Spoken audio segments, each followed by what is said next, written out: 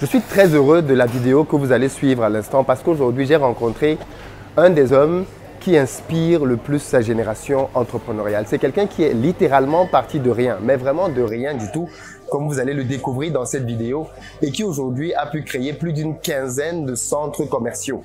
C'est quelqu'un qui aujourd'hui dame le pion à des grandes multinationales comme Carrefour dans le secteur de la distribution dans un pays comme le Cameroun. Comment il a fait pour partir de rien, mais littéralement rien du tout, d'une famille assez pauvre, pour devenir un géant dans son secteur aujourd'hui et qui continue d'aller de plus en plus loin? Il va nous parler de son histoire, de son parcours, de ses valeurs, et je suis sûr que vous allez ressortir de cette vidéo en étant complètement changé. C'est quelqu'un qui croit au Made in Cameroun parce qu'il est camerounais, au Made in Africa comme étant la solution pour changer littéralement nos pays. Écoutez-le parler, écoutez sa passion pour l'Afrique débordée. Il dit par exemple qu'il ne se voit pas vivre plus de 10 jours en dehors de son pays, tellement il y est bien. Je lui ai posé les questions les plus difficiles sur les difficultés, sur les challenges. Et à chaque fois, il a des réponses qu'on n'a pas l'habitude d'entendre. Voilà pourquoi c'est important de venir écouter et apprendre auprès des gens qui ont du succès sur le terrain. Les amis, accrochez-vous parce que ce qui va suivre maintenant est exceptionnel. Je vous assure, c'est le genre d'histoire qui mériterait de passer au cinéma tellement elle est passionnante. Pour ceux d'entre vous qui veulent venir investir en Afrique, qui croient que c'est ici que les choses vont se passer, je vous donne rendez-vous le 8 octobre au Palais des Congrès de Versailles pour une journée de formation exceptionnelle autour du thème Back to Africa. Comment faire pour réussir son retour en Afrique? Les amis, c'est maintenant que ça se passe et c'est maintenant qu'il faut revenir. Prenez vos places. Vous avez dans la barre de description un lien qui vous permet de le faire. Ne traînez plus. Venez vous former et venez vous aussi bâtir vos empires en Afrique. Vous allez le comprendre dans cette interview. Vous n'avez pas besoin de beaucoup d'argent. En fait, il explique ici que ta première ressource pour réussir ton projet, c'est toi-même. Et il t'explique comment. Ta première ressource, c'est pas l'argent. C'est pas le fait que tu sois marié ou que tu aies des enfants, non. Ta première ressource, c'est toi-même. Et c'est au fond de toi que tu dois aller chercher ce dont tu as besoin pour bâtir ton empire. Il t'explique comment tu dois avoir des rêves inatteignables et inimaginables. Bref, je ne vous en dis pas plus les amis, accrochez-vous parce que c'est du très lourd cette interview. Je vous attends dans les commentaires parce que je suis sûr que vous allez juste être bluffés et émerveillés par cette interview. Ce que je vais attendre de vous, en plus du fait de prendre vos places, que vous soyez en France, en Allemagne, aux États-Unis, venez à Paris, et bien ça va être de partager cette vidéo. Elle mérite d'être écoutée par le maximum de personnes. Vraiment, le maximum de personnes. Je vous dis à tout de suite dans l'interview. C'est parti.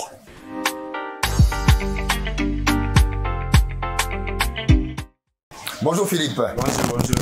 Merci beaucoup d'avoir accepté de te prêter à l'exercice de l'interview et de nous recevoir dans l'un de tes magasins. Est-ce que tu veux juste te présenter d'abord pour ceux et celles qui ne te connaissent pas? Je suis monsieur Tany Noubis Philippe, chef d'entreprise et je préside le cinéma de Dove. Alors qu'est-ce que Dove pour ceux qui ne connaissent pas du tout? Dove, c'est une entreprise camerounaise qui est née en 2003 avec pour objectif de défendre le Made in Cameroun et de combattre le chômage selon un objectif qu'on s'est fixé et qu'on se bat pour atteindre. Qui est de 5 000 emplois. 5 000 emplois, d'accord. Alors de manière statistique, que représente Dove aujourd'hui? De 2003 à aujourd'hui, qu'est-ce que vous avez pu bâtir pour que les gens se rendent bien compte? Oui, aujourd'hui, Dove, c'est une quinzaine de magasins. Chemin faisant, on a dû créer pas mal d'autres petites structures. Et le chemin, il est certes encore un tout petit peu long, mais si on continue à travailler avec le même rythme, il y a de fortes chances que l'objectif soit atteint dans les années à venir. D'accord, alors je trouve que tu en parles très modestement. Dove, c'est l'équivalent de Carrefour ou même simplement de Walmart en Amérique du Nord. Donc c'est un centre commercial dans lequel on retrouve énormément de produits qui sont distribués. Mais on va dire que tu as finalement fait un peu comme les autres. Tu as toi-même ta propre marque dans laquelle tu fabriques et tu produis certains produits. Pourquoi ce choix? De plus en plus, avec tout ce qu'on observe sur le marché universel, on a tendance à se rendre compte que nos produits sont un tout petit peu en retrait. Les produits made in Cameroun, avec nos produits traditionnels, et on se dit, on est totalement plongé dans une économie informelle avec nos produits qui sont totalement noyés dans l'informel. Que faire pour les mettre un peu à la lumière et les mettre à la disposition du Camerounais qui change de mode de consommation, qui essaie d'aller vers la modernité. Et oui, on s'est mis d'abord à encourager tous les Camerounais qui exerçaient dans le Made in Cameroun. Et après, pour les produits que nous-mêmes nous pouvons transformer, de les mettre dans des emballages.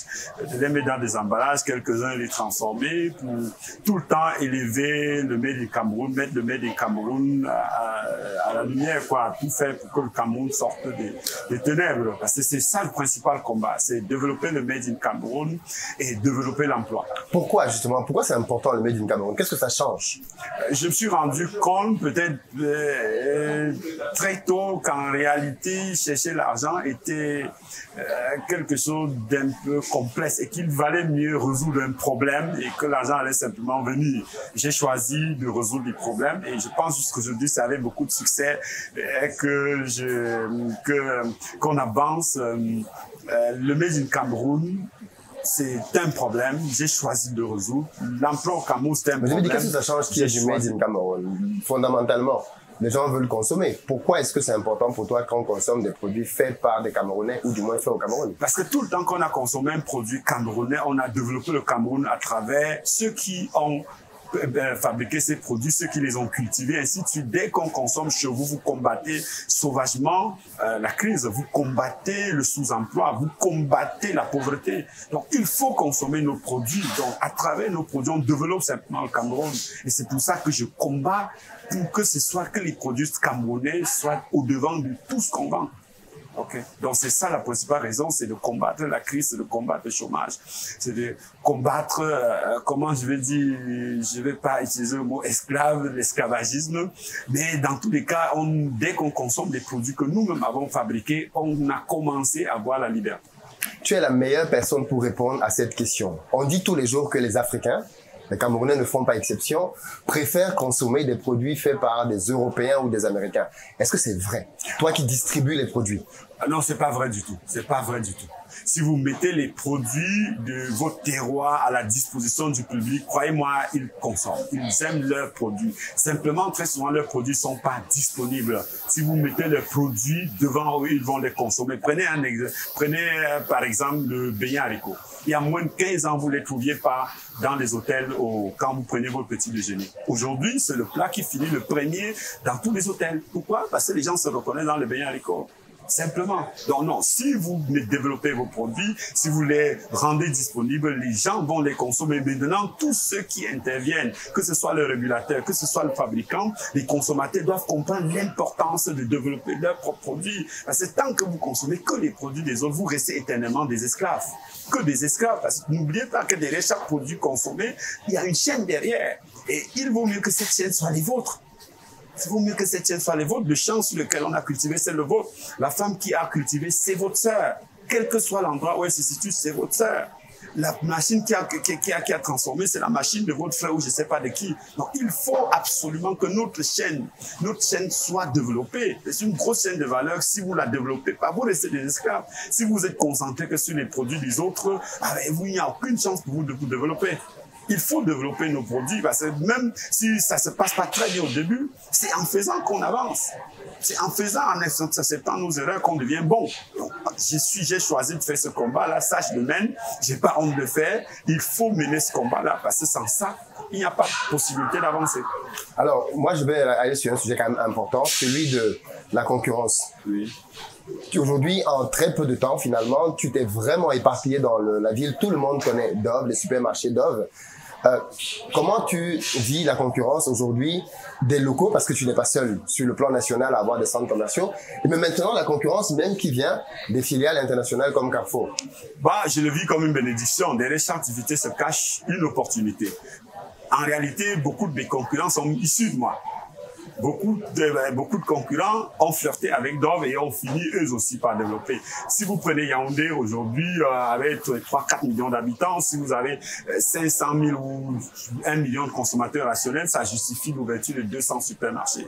Logiquement, donc il y a encore de l'espace pour tout le monde.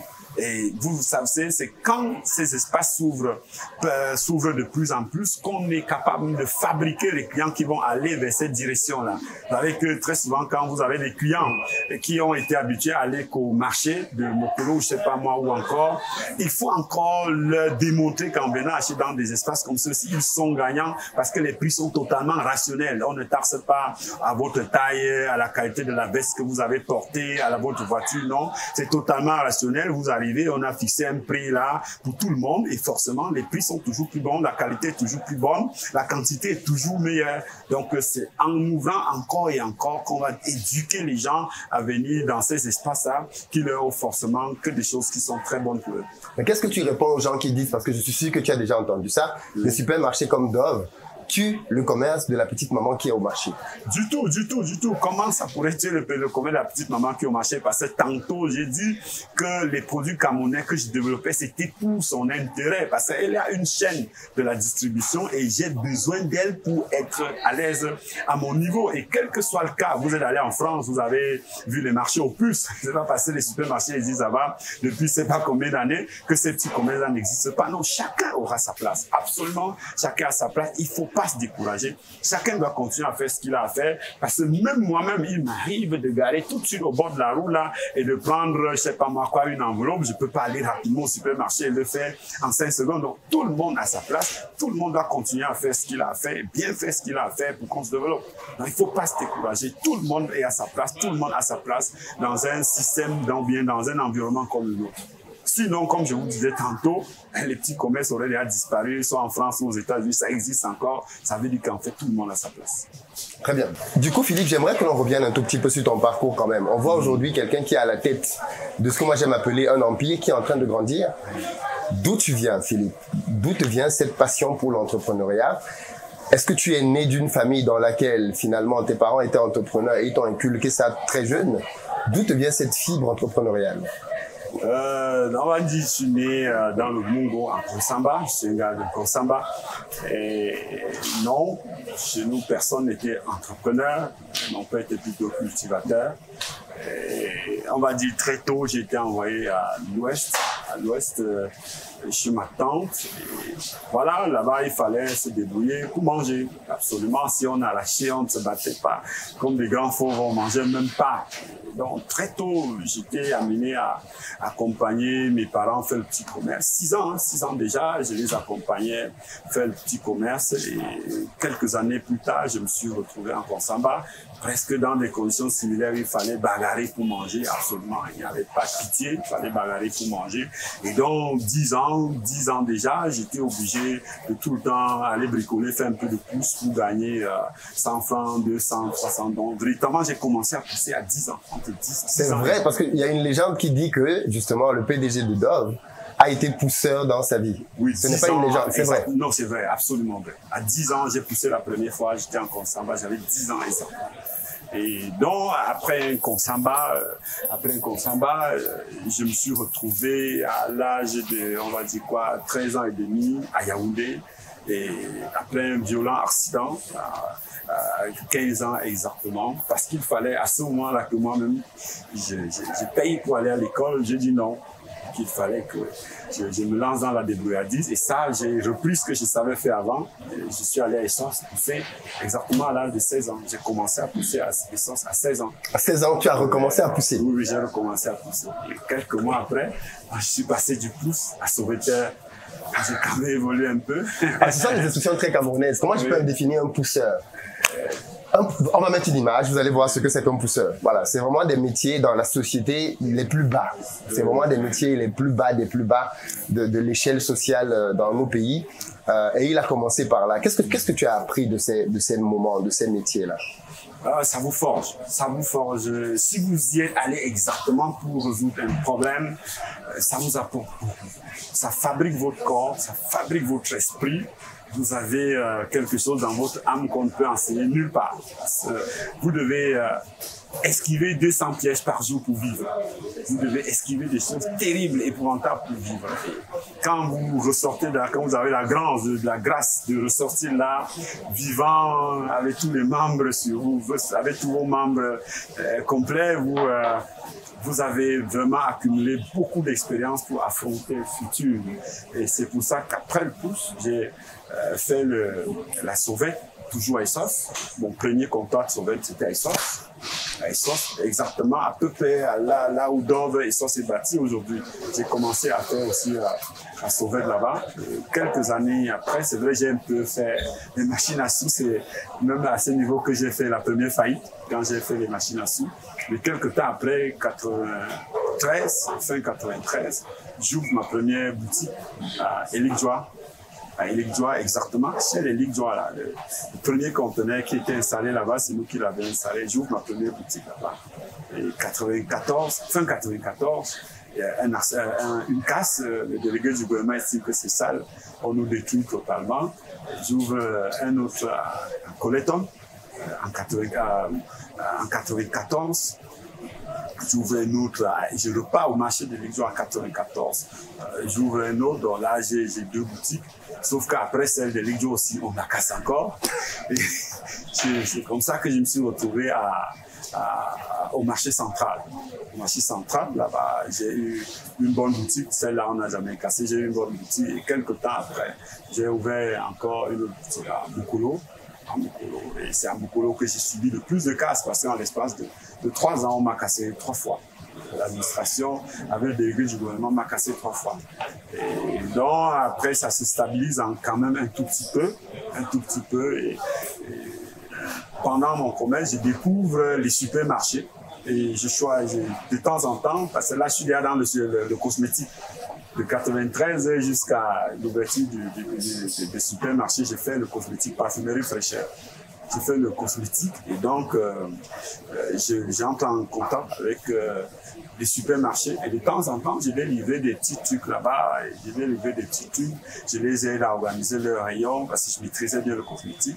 Je les aide et c'est comme ça que, au fur et à mesure, je commence à aimer vraiment le supermarché sans savoir exactement la profondeur, la lourdeur et rien. Vraiment, j'aime le supermarché à ce moment-là. Je choisis de bricoler, d'écrire de temps en temps, de prendre des notes sur ce que je vois là-bas, de comprendre comment ils font et subitement d'apprendre à lire les revues comme le management. Je m'abonne et tout le temps je lis, j'essaie de comprendre le supermarché, son fonctionnement. Alors, j'avais jamais composé le BEPC, hein. Donc, j'apprends à lire, à comprendre comment ça fonctionne, à lire sur les grandes surfaces, les Walmart, les consorts. Honnêtement, de fil à aiguille, j'adore le supermarché. J'aime le supermarché. C'est comme ça on va dire quoi, dans les années 2000, je décide de me lancer, je décide de faire le supermarché. Je vais simplement voir le bailleur mon bailleur de Mukolo. Il avait une vieille maison qui lui rapportait pas de glace. Et je lui dis, vraiment, j'ai envie de faire le supermarché. Il est super. Il veut faire le supermarché comme ça. Et voilà, on discute pendant très longtemps. Et subitement, en 2001, il accepte. On signe un contrat. Le début de la construction, c'est 2002. On commence à construire en 2002. Je bricole rapidement. Et en août 2003, on ouvre notre premier magasin avec 60 personnes que je payais autour de 18-20 000 par mois. 60 personnes? Oui, 60 personnes. On ouvre le premier, donc on est 60. On est 60, avec un salaire, comme je disais, de 18 000. Bon, jusqu'à moi, bon, j'avais besoin de salaire. Donc, tout est parti de là, 2003. Alors, moi, je me pose la question, qu'est-ce qui fait qu'un supermarché soit rentable quand on sait qu'au final, les marges sont très faibles sur chaque produit? Je suis certain que si on commence par ce bout-là, on ne va pas ouvrir le supermarché. Comme j'ai dit tantôt, vraiment j'avais une envie et je ne suis pas certain que j'avais calculé les marges au début. Non. Vous savez, si tout le temps vous analysez tout, vous ne faites rien. Ce n'est pas que le supermarché. Si vous commencez par regarder tout ce qui n'est pas bon dans ce que vous avez envie de faire sérieusement, vous n'allez plus jamais rien faire. Rien du tout. Parce que même ceux qui vont chercher l'or, vont trouver des difficultés. Ceux qui vont extraire le pétrole trouveront les difficultés. Ceux qui vendent les billets d'avion trouveront les difficultés. Je ne vais pas dire que c'est aussi rentable que ça, mais ça me nourrit. On est en train d'atteindre les objectifs qu'on s'était fixés, c'est-à-dire le nombre d'emplois qu'on a aujourd'hui. Et je pense qu'on est sur le chemin. L'objectif, ce n'est pas forcément ça. C'est qu'il fallait résoudre un problème. Nous portons le sujet jusqu'aujourd'hui, on essaie de porter ces objectifs-là jusqu'aujourd'hui et on fait notre chemin. C'est pas le métier le plus rentable, ça c'est certain. Pas du tout. C'est pas le métier le plus rentable. Je préfère ne pas regarder ça.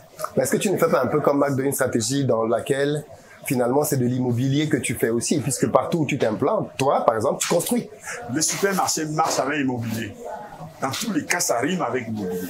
Donc, on ne peut pas ne pas faire l'immobilier quand on fait le supermarché. Donc, finalement, c'est un élément important du supermarché. Et comme je dis, vous savez, si je travaille pour l'argent, je suis certain que je vais m'arrêter d'ici là. Je ne dis pas que je perds, je ne dis pas qu'on ne gagne pas. On gagne suffisamment pour vivre. On gagne même bien notre vie, très bien. Mais ce n'est pas l'objectif. Ce qui fait que le jour que vous me verrez 100 magasins, ne vous étonnez pas, parce que peut-être notre objectif n'est pas atteint et qu'on risquera de passer à 200 pour atteindre notre objectif.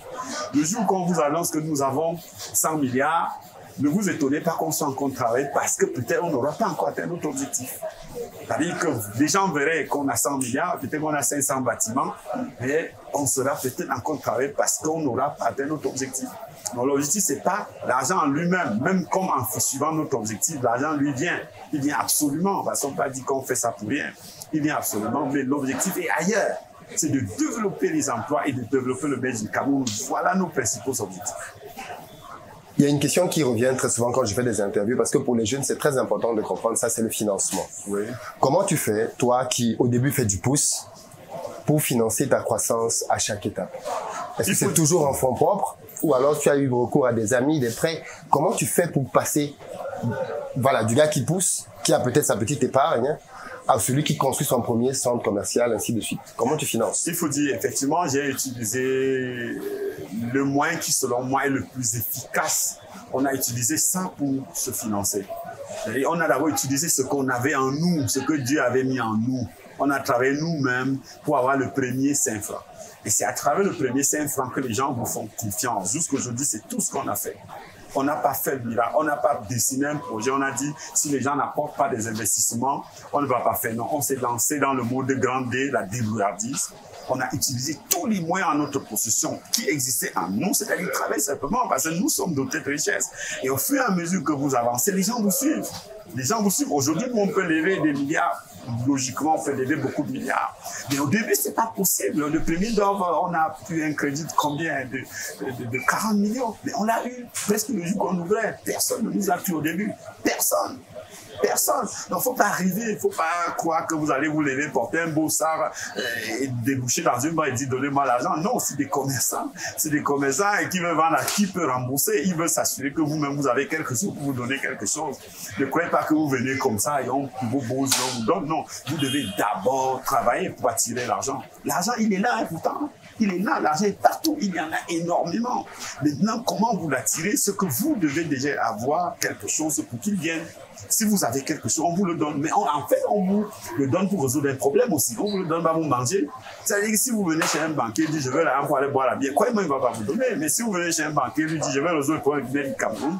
Comment? Mais il doit vous donner. Si vous démontrez que vous l'avez déjà fait, que vous savez le faire, que vous avez envie de le faire, il va vous donner. Mais si vous venez simplement dire non, j'ai fait Harvard, j'ai fait ceci, je m'épuise, vous avez fait les courbes, les tangentes, mais il ne va pas vous donner parce qu'il sent bien que vous ne savez pas très bien ce que vous allez faire avec son argent. L'argent, il est là. Mais travaillez pour l'attirer. Vous devez travailler pour qu'il vienne. C'est un mécanisme fort. C'est comme ça qu'il fonctionne. Que ce soit ici, ou aux États-Unis, ou en France, n'importe où, on prête à ceux qui travaillent. Ou bien souvent, on dit même brutalement, on prête à ceux qui ont déjà.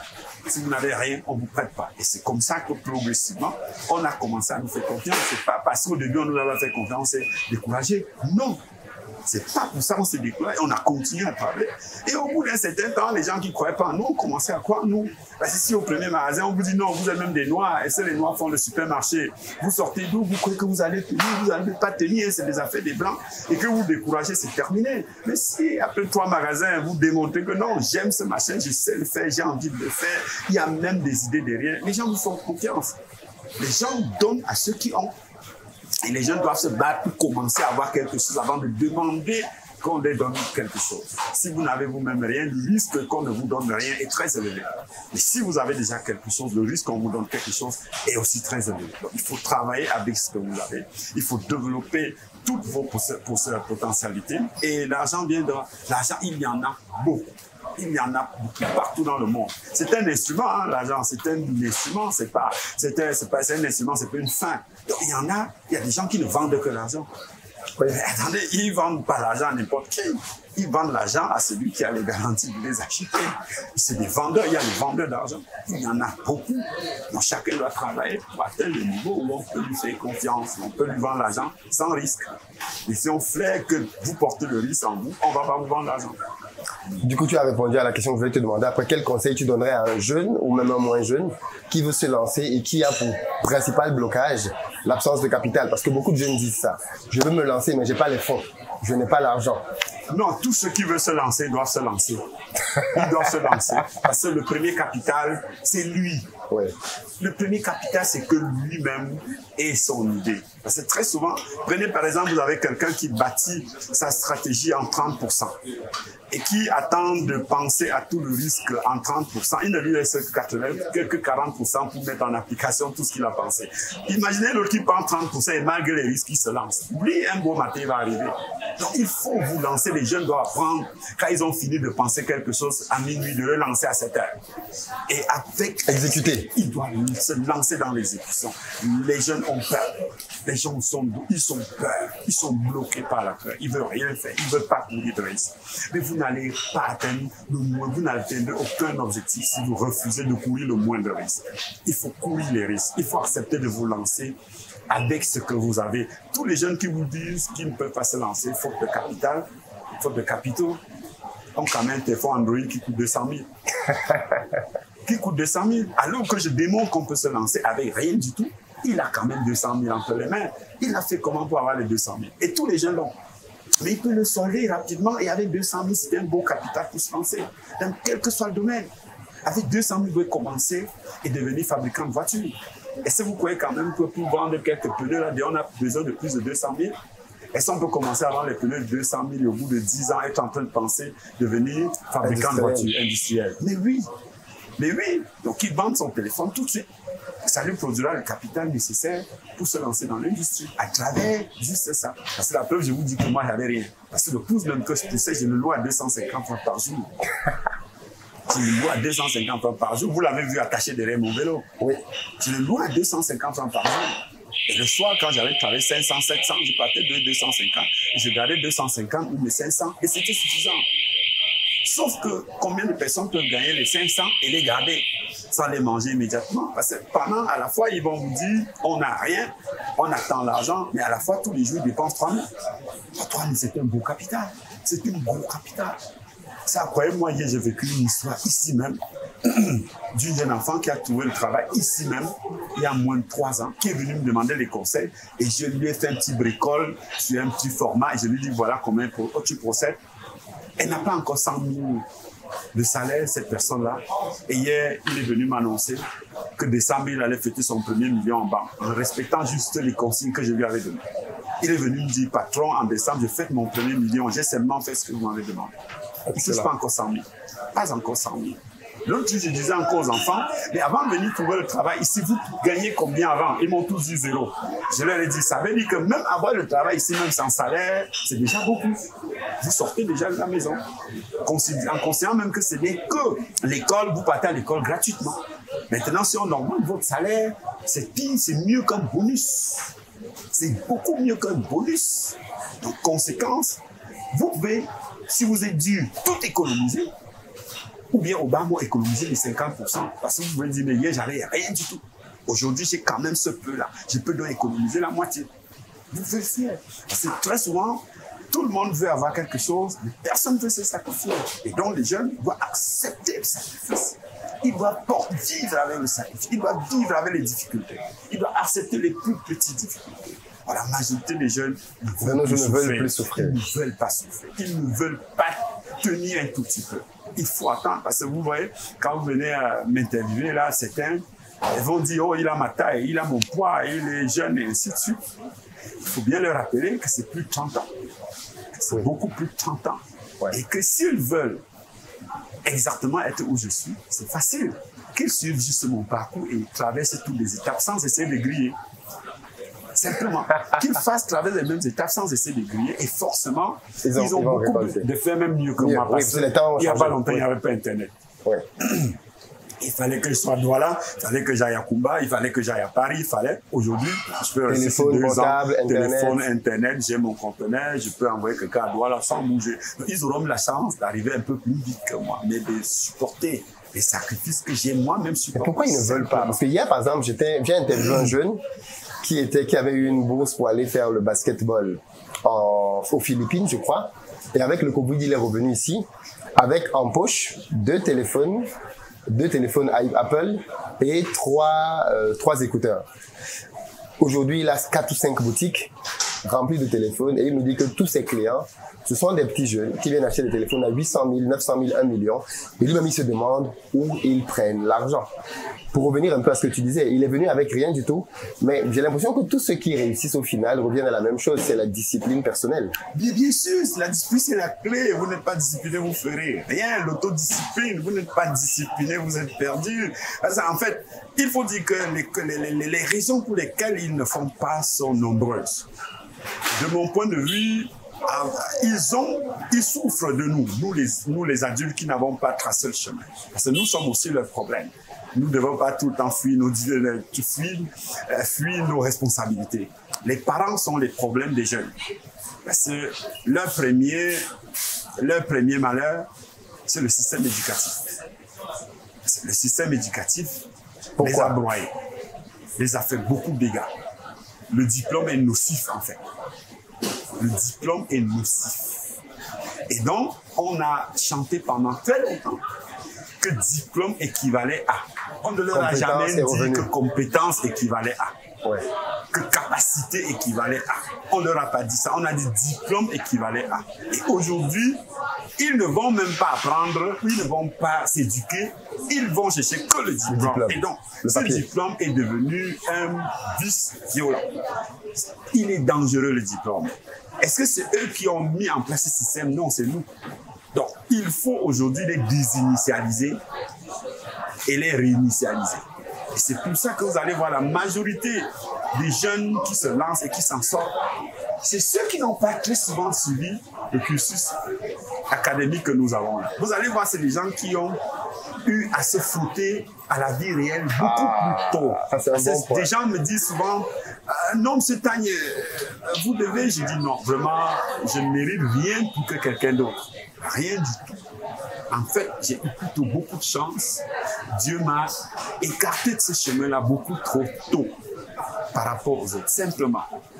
Et donc, mon éducation est venue du terrain réel, brut. Simplement. Sauf que l'autre a été formaté. On l'a, à la limite, éduqué pour qu'il soit un pauvre personnage.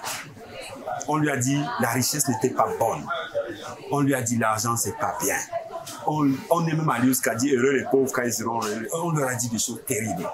Et donc, quand ils ont grandi avec, c'est difficile pour eux comme je disais, de se désinitialiser eux-mêmes. Donc, à travers ce que vous faites là, vous essayez autant que vous essayez comme vous pouvez de les désinitialiser et de dire revenez au réel. Revenez au réel. Les anglophones ou les américains disent learn by doing. Commencez à faire et vous trouverez même là dans l'éducation nécessaire pour vous élever. C'est pas ce qu'on vous raconte de l'autre côté là qui est pur, c'est sûrement la vérité. Celui qui vous enseigne souvent, lui n'a jamais rien fait.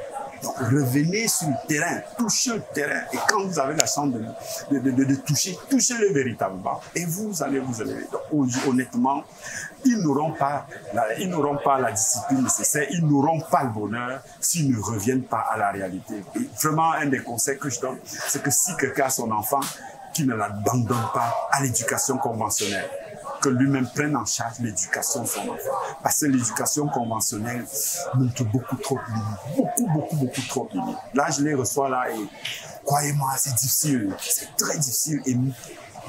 Et plus ils sont diplômés, oui, plus c'est grave. Plus ils sont mauvais. Oui. Plus ils sont mauvais. C'est plus facile de manier un garçon qui a arrêté au bac que de manier celui qui a la licence ou le doctorat. Celui de la licence et le doctorat est compliqué à changer, difficile à changer. Il est réfracté à toute forme de changement. Il croit qu'il sait. Il croit qu'il sait. Ouais. Pourtant, l'autre sait simplement qu'il ne sait pas. Et tout le temps, il est à l'école. Et c'est notre boussole. Ce qu'on sait, ce qu'on ne sait pas. On n'est pas Dieu. Et tous les jours dont on apprend, on apprend. On met des processus en place selon ce qu'on vit comme difficulté sur le terrain. Et progressivement, on bâtit, on tisse notre toile. Les jeunes doivent travailler sérieusement. Parce que la discipline, on n'en sait pas seulement à l'école. Il faut avoir le corps qui porte la discipline. Il faut avoir l'esprit qui accepte la discipline. Il faut avoir une grosse prédisposition pour être discipliné. C'est pas juste vu l'esprit, c'est pas un simple mot, la discipline. Or, nos jeunes ne sont pas prédisposés même à être disciplinés. On leur a enseigné les disciplines pendant trop longtemps pour qu'ils soient prédisposés à être disciplinés. Donc, nous devons leur dire ça froidement, et de leur dire changer de cap tout de suite. Et là, je m'adresse à ceux qui sont jeunes comme moi et qui sont en train de faire les enfants, qui doivent prendre en charge l'éducation des enfants. Ils ne doivent pas les laisser à l'éducation conventionnelle, du tout. Quel est ton message donc pour tous ces jeunes qui ne voient plus d'espoir pour eux en Afrique et qui risquent la Méditerranée pour aller trouver un paradis ailleurs? Non, l'espoir, c'est ici. L'espoir, c'est ici. Tout est ici. Vous n'allez pas vouloir cueillir des légumes et aller cultiver sur un terrain qui est cultivé depuis 500 ans. Ici, on n'a jamais cultivé. C'est ici que si vous cultivez une seule fois, vous aurez des légumes. Ils fuient envers les difficultés. Ils ont peur. Ils fuient les difficultés. Ils risquent leur vie quand même. Malheureusement, c'est ça. Oui. En réalité, ils fuient la fumée pour aller entrer dans les braises. Ils fuient simplement la fumée ici parce que quand ils vont en Europe, ils suivent la lumière là-bas. Ils suivent les beaux boutons. Et ils oublient qu'il y a seulement 200 ans, l'Europe était pire qu'ici. Ouais. Et qu'ils vont seulement aller là-bas recommencer à souffrir. Le bonheur est ici. Parce qu'il n'y a aucun bonheur qu'on peut imaginer sans difficulté. Il faut accepter nos difficultés. On doit faire corps avec nos difficultés. Se battre ici. Tout est ici. La vie est ici. Dites-moi, en Europe, là, aujourd'hui, il y a combien de pays où vous pouvez vivre dans un espace de 500 ou de 1000 ou de 2000 mètres carrés? C'est où ça? En Europe, là. C'est où en Europe que vous allez finir le travail à 18h, vous baladez là-bas, aller au deuil le samedi, vivre comme vous voulez, manger le concept le matin, manger. C'est où ça en Europe? Il n'y a pas ça là-bas. En Europe, on fonctionne comme des robots. Non, c'est ici la vie. Ils doivent travailler ici. Simplement, ils doivent accepter ce qu'ils sont. Ils doivent accepter leur environnement, faire avec leurs difficultés. Parce qu'en réalité, c'est qu'on leur vend tellement les facilités de l'Europe qu'ils finissent par croire qu'ils sont en enfer. Non, ici, c'est pas l'enfer. C'est difficile. C'est difficile et c'est son temps. Vous savez, très souvent, les gens doivent accepter de créer la richesse. Et ceux qui viendront en paix viendront gérer la richesse. Que celui qui doit créer la richesse le crée avec beaucoup de fierté. Moi, j'ai choisi, c'est un sacrifice. Hein. Le gars qui va le gérer aura d'autres sacrifices. Hein. Peut-être on va lui interdire d'avoir les enfants. Donc, il y aura un bonheur qui va lâcher pour gérer la richesse. La rigueur qu'on va lui demander, on ne me demande pas. Donc, j'ai choisi de créer la richesse. Que ces gens-là sachent qu'ils sont au moment où il faut créer la richesse. Et c'est maintenant, c'est ici qu'ils doivent être. Ils ne doivent plus aller nulle part. Et on n'a pas besoin de se bagarrer pour aller en Europe. Vous travaillez, l'Europe vous appelle. C'est même pas compliqué. Si vous faites un bon travail ici, vous ne demandez pas un visa. C'est l'ambassadeur qui dit que mais est-ce que tu ne peux pas venir visiter mon pays là? Tu n'as pas besoin de te tracasser. Tu fais seulement ton travail. Donc, ils doivent le faire. Ici, je vois des gens vendre leur maison pour aller en Europe, mais c'est une hérésie. Ouais. Vous créez un petit travail. Et au bout d'un certain temps, quand l'Europe sait que vous gagnez beaucoup d'argent, elle vous invite parce qu'elle va ce que vous allez dépenser chez elle. Vous n'avez pas besoin de vous tracasser pour ça. C'est ici qu'il faut être. Honnêtement, c'est ici qu'il faut être. Malgré toutes les difficultés, il faut être ici. D'ailleurs, comment un entrepreneur peut s'appeler entrepreneur s'il refuse de résoudre des problèmes, s'il refuse de résoudre des difficultés? On est entrepreneur que parce qu'on résout des problèmes. L'entrepreneur, lui, résout des problèmes. On ne peut pas donc commencer par fuir ces problèmes-là et vouloir s'appeler entrepreneur. Sauf si on a choisi d'être éternellement un esclave. Si on est entrepreneur, c'est qu'on a choisi de résoudre des problèmes. Esclave, c'est dur quand même. Oui, c'est bien sûr. Bien sûr qu'il y a des gens qui choisissent d'être éternellement des esclaves, d'être éternellement assistés.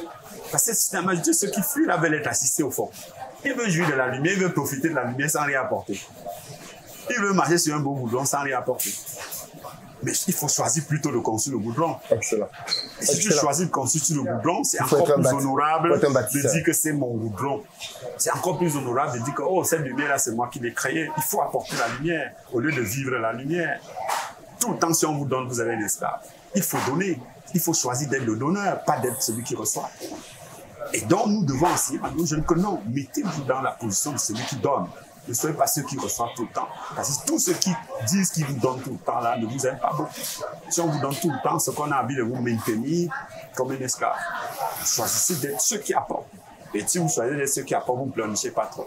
Vous subissez, vous acceptez vos difficultés et vous faites avec. Et chaque difficulté, vous dit Amen. Parce que c'est Dieu qui l'a accepté comme ça. Vous faites avec. Et on est né quelque part, on va pas changer. Là où on est né pour naître ailleurs. Non, Dieu a voulu qu'on naisse ici. Développons ici, faisons de notre espace un arbre de paix, un arbre de bonheur.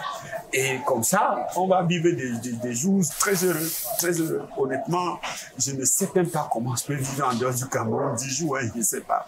C'est difficile pour moi de vivre en dehors d'ici 10 jours. Difficile. On me dit à la poussière et on dit c'est ma poussière. Je fais comment? C'est chez moi là. On dit, il y a le noir, il dit, mais c'est mon noir. Ok, je dois me battre pour apporter la lumière.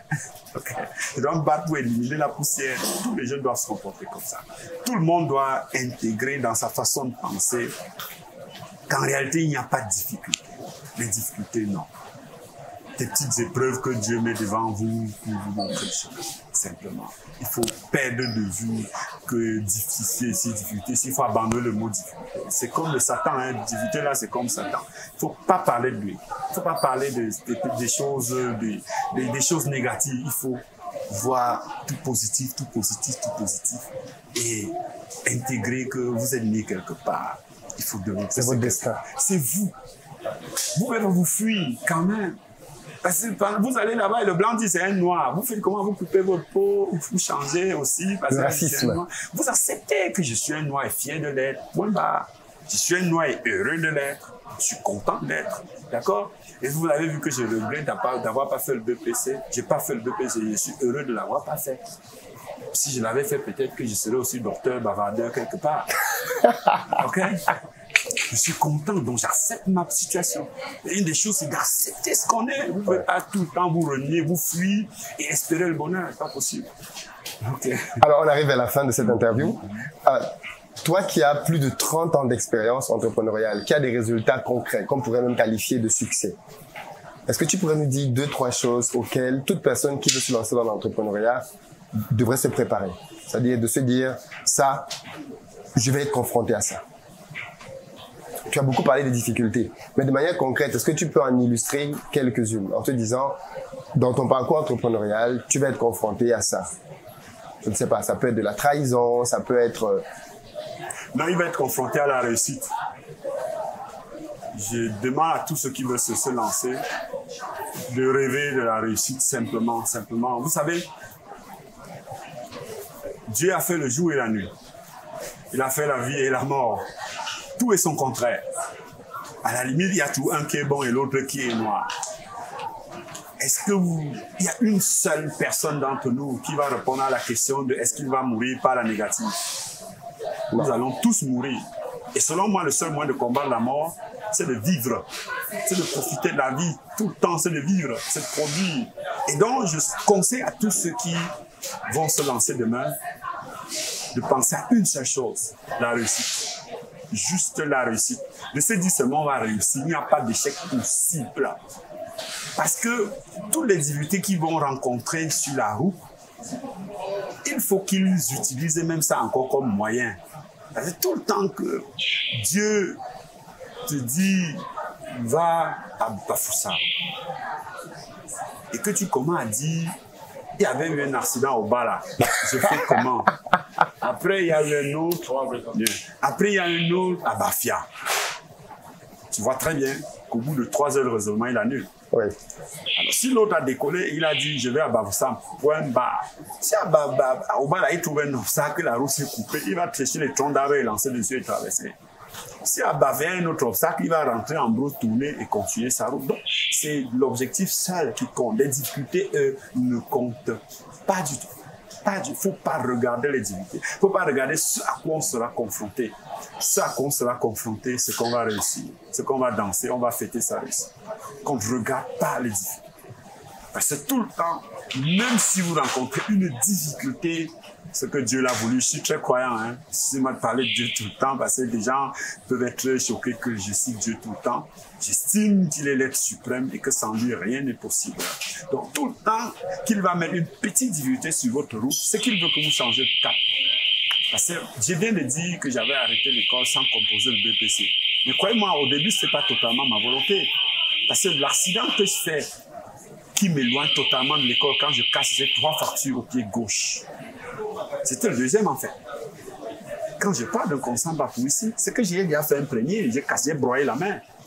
Et donc je me suis retrouvé ici comme un enfant abandonné, comme chassé, parce qu'il ne parvenait pas à tenir longtemps sans faire un grave accident. Et donc même arrivé ici, alors que l'école était plutôt bien pour moi, j'ai eu un encore plus violent. Et c'est à ce moment qu'on a dit que tu vas payer pour aller à l'école. J'ai dit, je pars pas. Je pars pas. Je vais aller me débrouiller. Je ne peux pas chercher l'argent pour payer cette histoire-là. Vous voyez? Donc, en fait, Dieu a voulu que j'aille au marché.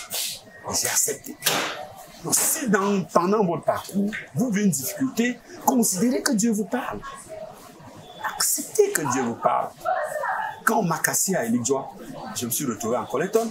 Sauf que j'ai eu une autre boutique à Eligjoa. Donc, d'une boutique, je suis passé à 2.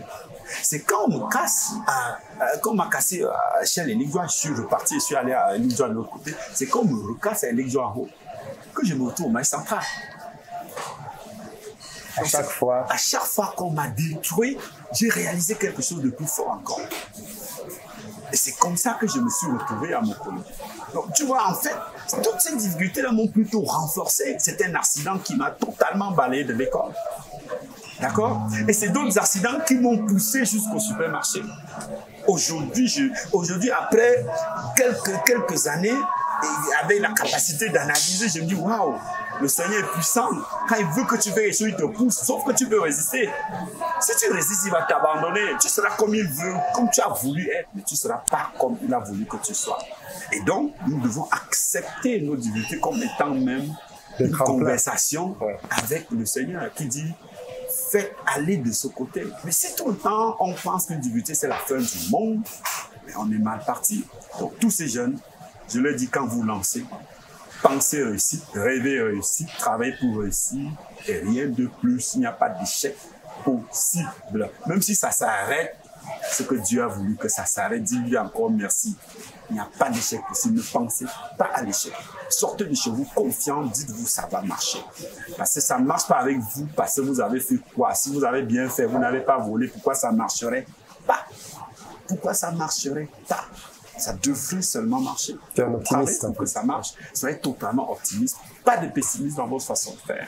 Soyez optimiste. S'il fait chaud, acceptez la chaleur. S'il pleut, acceptez la pluie. Quel que soit ce qui arrive, acceptez. Derrière tous les grands bouleversements de l'ère humaine, il y a eu les guerres avant, il y a eu les ceci. Après la guerre, des choses changent. Après la guerre, des choses changent. C'est des choses horribles, malheureusement. Mais ça permet au monde de se refaire, de se repositionner. Et ainsi de suite. Tous les équilibres viennent de tout ça.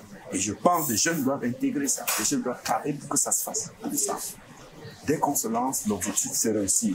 Il n'y a pas d'obstacle possible. Si quelque chose arrive qui ne le convient pas, qui considère que Dieu cause avec lui, et que Dieu veut qu'il change de cap, qu'il se repositionne, qu'il s'améliore et ainsi de suite, mais qu'il n'abandonne pas, qu'il ne fuit face à aucune difficulté. Aucune. Il doit foncer, il doit avancer, suivre son idéal, s'assurer qu'il pense positif tout le temps, tout le temps, tout le temps, tout le temps. Il faut travailler, être positif tout le temps, tout le temps, tout le temps.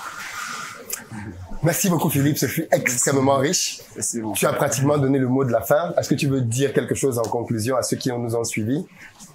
Je conseille à tout le monde de travailler, d'avoir un objectif à atteindre absolument, à la limite même de l'inatteignable, je conseille à tous ceux qui sont censés réguler l'économie de l'Afrique de jouer leur rôle parce qu'on compte véritablement sur eux. Malgré tout ce que j'ai dit, on ne plante pas des arachides sur un rocher. L'environnement doit être un environnement qui permette à l'économie de se mouvoir.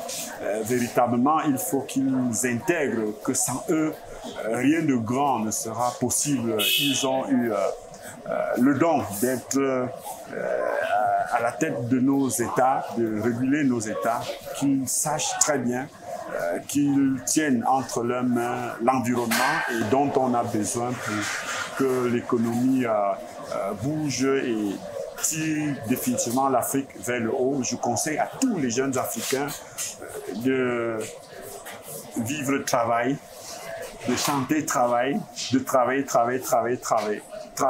sans arrêt et de ne compter sur personne d'autre que sur eux-mêmes, de travailler en comptant sur eux-mêmes. Et comme j'ai dit tantôt, de fixer des objectifs à la limite de l'inatteignable, de ne pas travailler pour gagner de l'argent, de travailler pour résoudre un problème et l'argent va les envahir. Merci. Merci beaucoup Philippe. Merci. Et à très bientôt. Merci mon frère. Okay.